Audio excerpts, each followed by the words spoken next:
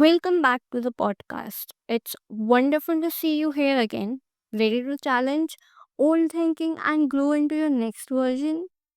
If you listen to our last episode on building confidence, you are already on a journey to embrace your strengths, experiment bravely, and rewrite how you see yourself. Today, we are taking an even more transformative step, unlearning limiting beliefs that quietly put up walls around our potential. Everything we explore today is about making space for new possibilities, and that starts with honest self reflection. Our routines, our relationship, even our daily self talk, all are shaped by beliefs. Some uplift us, others we inherited without choosing and never stop to question. So, to kick off, what's a belief you often repeat to yourself about who you are, what you are capable of, or how the world works? I'm inviting you to bring that lingering thought to mind as we move through these next segments. But by the end of this episode, you may see it in a complete new light.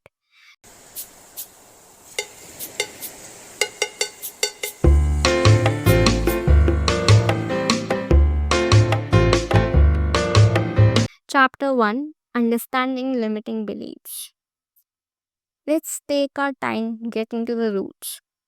Limiting beliefs are stories our mind create, often to protect us from disappointment or danger in the short term, but that gradually box us in. They sound like, I'm too old to make a change. People like me never succeed to this. If I try, I will just embarrass myself.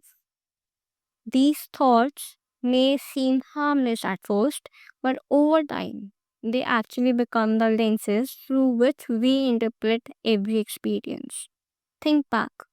Can you remember absorbing a message repeatedly as a child, maybe from a parent or teacher, that eventually became your truth? Research shows most of our core beliefs form in early childhood, shaped by authority figures or cultural norms, not by our own independent experience. As kids, we are blank slates. If someone says you are not very athletic or you are too sensitive, it can stick for decades. Later, confirmation bias kicks in. We start noticing every movement that fits with the story and ignore what doesn't. I wanted to pause for a moment wherever you are. What's one label you accepted early that you have never really examined? Is it about your talent, worth, relationship, work? It takes courage to bring these inner scripts into the open, but the act itself is freeing. Remember, beliefs aren't facts, they are patterns, often inherited, acquired, or outdated. Recognizing them as just that is the beginning of freedom. Chapter 2, Where do limiting beliefs come from? Okay, let's dig deeper. Where do these stories come from? Sometimes entire families are united by certain beliefs, such as we don't talk about our problems or art isn't a field we work in. It's not a real job. You should be doing becoming a lawyer or do some course which leads you to a better path, which is a steady path.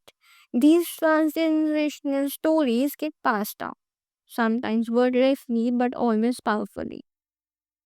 Maybe you were teased for failing or not fitting in.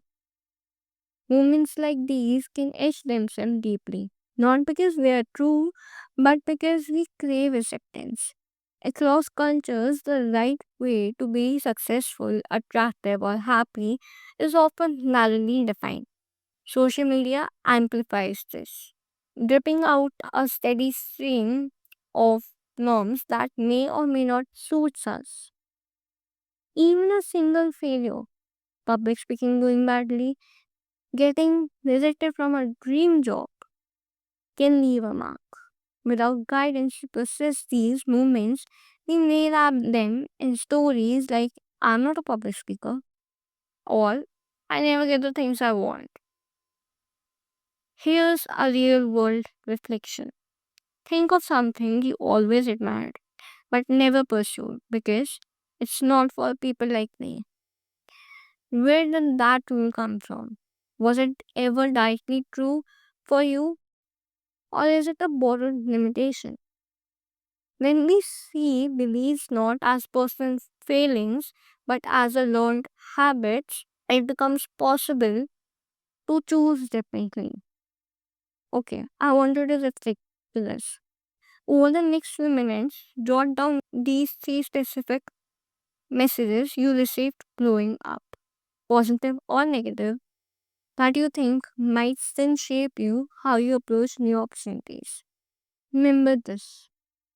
These beliefs were meant to keep you safe or comfortable at some point, but safety and growth often pull in opposite directions.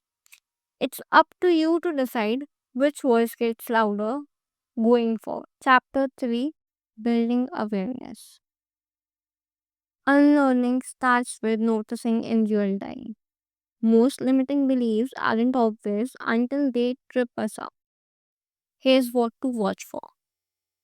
Pay close attention the next time you say, I can't, or that's just not who I am.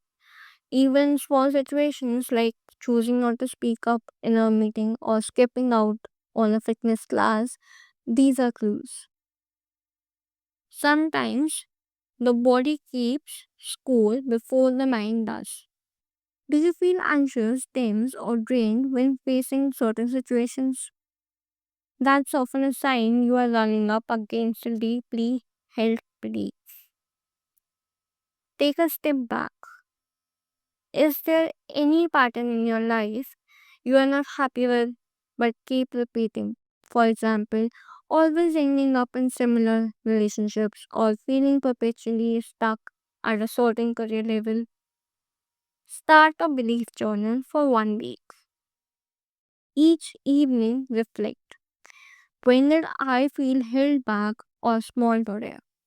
What was the story I told myself about which I couldn't do something differently? Were those reasons truly factual or just habitual thinking?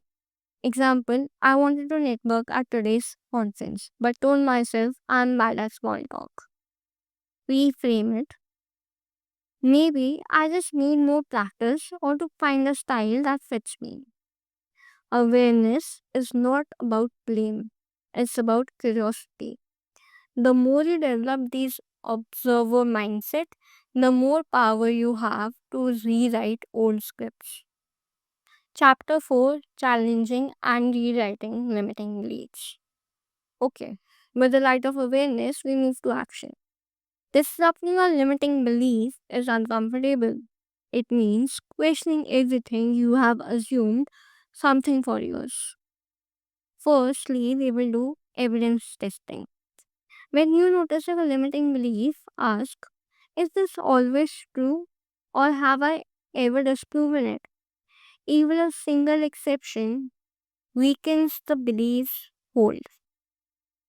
Second, source investigation. Ask, who gave me this message? Were their standards or values actually right for me? Sometimes the people who taught us a belief were afraid themselves or simply repeating what they heard. Now, let's reframe this. Instead of holding to unrealistic positivity, aim for a believable alternative. I'm terrible at math. Can become, I find math tough, but I have learned hard things before. Behavioral experiments. The fastest way to break a belief is to act as if it isn't true. Pick a safe, manageable way to test the assumption. For example, if you believe you're not creative, try a small creative project. Write a short poem, cook a new recipe, or sketch for 5 minutes. Focus purely on the process, not the outcome. Compassionate self talk. When you catch yourself falling into a limiting story, pause and offer self compassion. This is just an old tape. I can press pause, choose a new response. Think of one belief you identified earlier. Write down one specific action, even tiny, you will take this week to kindly challenge it. Remember the goal. It isn't to instantly flip the narrative, but to slowly erode it with evidence and experience. The more you practice, the less intimidating it feels, and the more natural new empowering beliefs become. Chapter 5, Practicing Unlearning in Real Life. This is where transformation becomes real. Putting all your insights into practice repeatedly until your new story becomes your default. Start small. Target just one area of life, a situation you encounter often, like contributing in meetings, reaching out to a new friend, or trying something new on weekends. Daily micro actions. Each day, take one small risk that steps just outside your old belief. If I'm not interesting enough, is your story, ask one new question to someone in your life. If I never finish what I start, set a 10-minute timer on a personal project or just begin. Track changes. Keep logging your attempts and reflect on how each makes you feel. Notice, are you more energized, confident, or hopeful? Even in small amounts? Accountability, tell a friend or a community about your new experiments. Celebrating progress publicly, even tiny events, rewires your brain for growth. Navigating setbacks. Understand that discomfort is not failure. Real change means feeling awkward, uncertain, or even frustrated at times. Reframe every slip or challenge as data, not disaster. Interesting?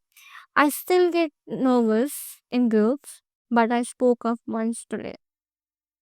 In time, the habits of unlearning becomes as natural as the belief you once held.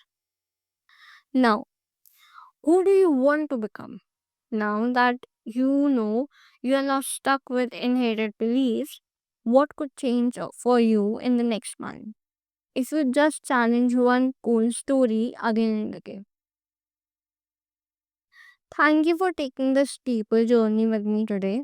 Remember, unlearning isn't about erasing your past or faulting yourself for what you have believed.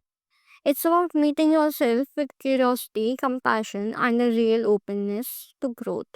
The stories that got you here were necessary once, but they are not your destiny. As you go back into your week, keep that belief journal going. Share your experience with our community or just reflect privately. Both are powerful. Next week, we will focus on the strategies to sustain this momentum so the new beliefs you build aren't temporary but become your new normal. Until then, show yourself the same patience and encouragement you did offer a friend on this path. Your future self is already thanking you. See you in the next episode.